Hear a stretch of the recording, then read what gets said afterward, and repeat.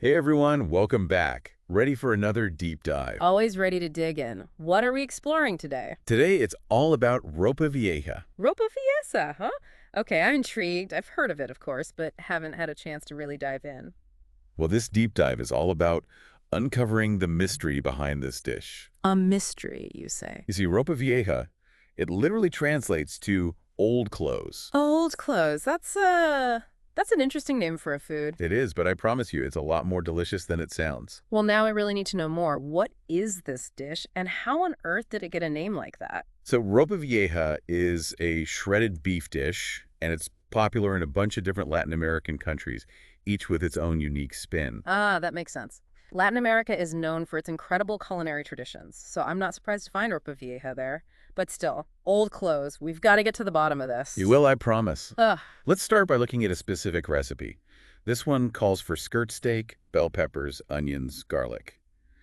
Kind of the usual suspects you might expect in a hearty beef dish. Sounds pretty standard so far. Nothing too out of the ordinary yet. Okay, but here's where it gets a little more specific. It calls for Panamanian-style tomato sauce.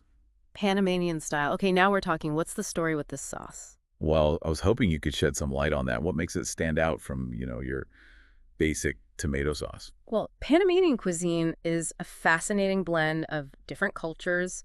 You've got indigenous influences, African influences, European influences, all coming together to create something really special. And their tomato sauce is a perfect example of that. It often features these little peppers called ají dulce peppers. They've got this unique sweetness, kind of like a cherry pepper, but with a lot less heat. Ají dulce peppers. Never heard of those. They sound interesting, though. Oh, they are. They add a really interesting complexity to the sauce. It's not just your average tomato flavor. And then, of course, you've got your other classic Latin American flavors in there, dash cumin, oregano, barayay. It all comes together to create this really rich, flavorful base for the dish. Got it. So this Panamanian influence is really key to the Ropa Vieja's identity. Absolutely. It's what gives it that unique character. Now, I see in this recipe that it mentions adding peas and carrots, Yeah. but it says they're optional. Are they a traditional part of Ropa Vieja, or is that more of a personal preference thing? That's a great question. It really depends on who you ask. Some people swear by them, saying they add a nice touch of sweetness and a bit of textural contrast. Others prefer to keep it simple and let the beef and the sauce be the stars of the show. So it's like a choose-your-own-adventure kind of situation. Exactly. You can tailor it to your own taste. All right, so we've talked about the ingredients. Now let's get down to the cooking. The recipe says to boil the beef first, then shred it. Why this two-step process? Ah, that's a clever technique.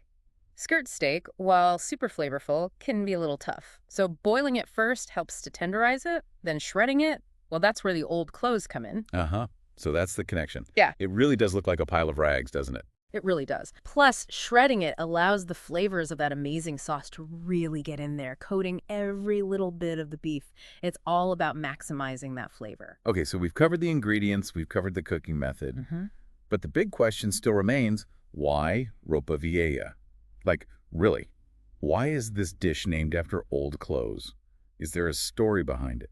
There is, or at least there are stories. It's one of those dishes with a bit of a mythical origin story. Oh, I love those. Tell me everything. Well, one popular story goes that it originated in Spain.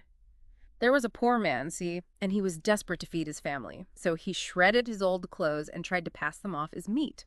Oh, no. That's heartbreaking. Did it work? Of course not. But the story goes that he later actually created a dish with shredded beef, and the name Ropa Vieja stuck, a reminder of his ingenuity and resourcefulness in tough times. Wow, what a story. Makes you think about the history behind the food we eat, doesn't it? The struggles and the creativity. It really does. And that's just one version, mind you. Like I said, Ropa Vieja is popular all across Latin America, and every country, every region, probably every family has its own spin on it. Like in Cuba, right?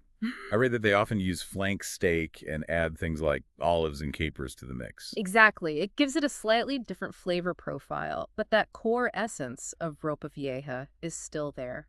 That tender, shredded beef simmered in a flavorful sauce. It's a classic for a reason. So it seems like this deep dive has really just scratched the surface of Ropa Vieja. It really has. We've explored some of the key ingredients, the cooking techniques, and even touched on the fascinating stories behind its name. But there's so much more to discover. There are so many variations out there waiting to be explored. All those family recipes, regional twists. It's like a whole culinary adventure just waiting to happen. Exactly. Who knows what delicious discoveries are out there? Maybe our listeners will be inspired to try making their own version of Ropa Vieja, adding their own personal touch to this dish with such a rich and vibrant history. That would be amazing.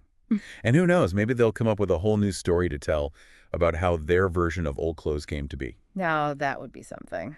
Thanks for joining me on this delicious deep dive. The pleasure was all mine. Yeah. Until next time. Until next time.